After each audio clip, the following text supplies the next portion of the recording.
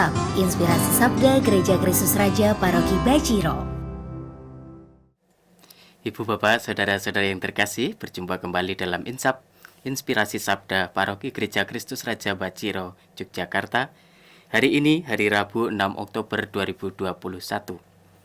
Saya akan membacakan bacaan Injil yang diambil dari Injil Lukas bab 11 ayat 1 sampai dengan 4. Pada waktu itu Yesus sedang berdoa di salah satu tempat. Ketika ia berhenti berdoa, berkatalah seorang dari murid-muridnya kepadanya, "Tuhan, ajarlah kami berdoa sebagaimana Yohanes telah mengajar murid-muridnya."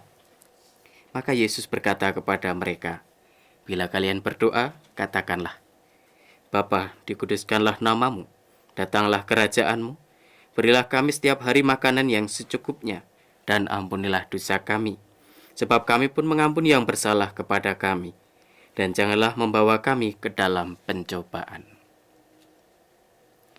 Bapak Ibu, saudara-saudara yang terkasih dalam Tuhan, bacaan Injil yang kita dengarkan hari ini, Yesus memberikan doa yang hampir setiap hari selalu kita doakan, yaitu doa Bapa kami.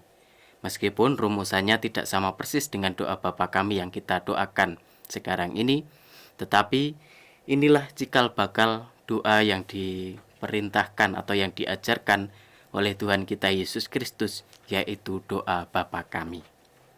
Ada beberapa hal yang menjadi unsur atau isi dari doa Bapa kami. Yang pertama adalah memuji, memuliakan Tuhan. Tadi dikatakan, "Bapa, dikuduskanlah namamu, datanglah kerajaanmu." Maka dalam doa-doa kita, baik kalau kita mulai belajar untuk berdoa, memberikan struktur yang baik dalam doa kita. Yang pertama tentu kita bersyukur dan memuji, memuliakan Tuhan dalam doa-doa kita, di awal doa kita. Lalu setelah itu kita juga memohon ampun atas mungkin segala ketidakpantasan, kedosaan, dan juga kekurangan kelemahan kita. Supaya apa? Supaya kita lebih layak lagi menerima karunia-karunia dan rahmat dari Tuhan. Lalu yang ketiga adalah doa permohonan kita masing-masing secara pribadi. Bisa untuk keluarga, bisa untuk diri kita sendiri, bisa untuk kepentingan yang jauh lebih luas lagi. Maka mari kita belajar untuk berdoa dengan menggunakan struktur atau komposisi doa dari Bapa kami yang diajarkan oleh Tuhan kita Yesus Kristus. Pertama, kita memuji, memuliakan Tuhan. Kedua, kita memohon ampun atas dosa-dosa dan kekurangan kita. Yang ketiga, baru kita menyampaikan apa yang menjadi permohonan atau ujub atau kerinduan dari kita masing-masing secara pribadi. Yesus ingin supaya doa itu sungguh-sungguh hidup dalam hidup kita. Bukan hanya kita doakan, tetapi juga kita hidupi dalam kehidupan kita sehari-hari. Maka di akhir dalam doa Bapa kami yang diajarkan oleh Tuhan kita Yesus Kristus pun juga demikian. "Berilah kami setiap hari makanan yang secukupnya, dan ampunilah dosa kami, sebab kami pun mengampuni yang bersalah kepada kami." Maka apa yang kita doakan itu pula lah yang harus kita perjuangkan.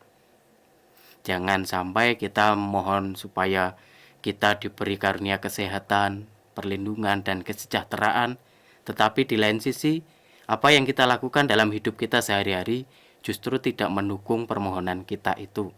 Misalnya, kita mohon rahmat kesehatan, tetapi hidup kita lalu tidak mencerminkan pola hidup yang sehat. Atau juga kita meminta rahmat kesejahteraan, tetapi kita sendiri kemudian dalam hidup sehari-hari malas-malasan bekerja, tidak mengerjakan tugas, dan lain sebagainya. Tentu apa yang kita doakan haruslah sungguh-sungguh kita hidupi, kita perjuangkan dalam hidup kita sehari-hari.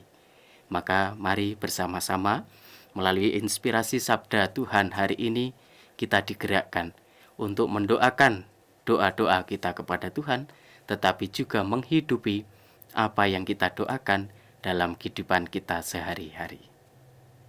Tetap sehat, tetap semangat, tetap penuh berkat, berkah dalam.